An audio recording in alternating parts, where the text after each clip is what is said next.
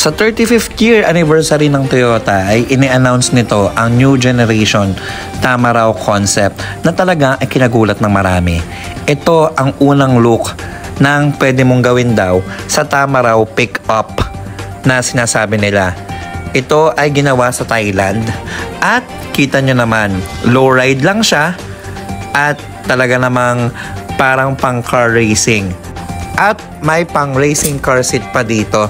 Ito ay concept lang naman ng mga taga-Thailand kung ano ang pwedeng gawin mo sa base model. At inilabas din nila ang Tamaraw C na ito na parang modern jeepney. Talaga namang napakaganda din. 10-seaters to na merong dalawang para sa PWD or senior. Talaga namang napaka-astig ng concept na ito. Muli po hanggang dito na lang mga kakamon, no? See you in the next content. Thank you so much. Gracias. Come on!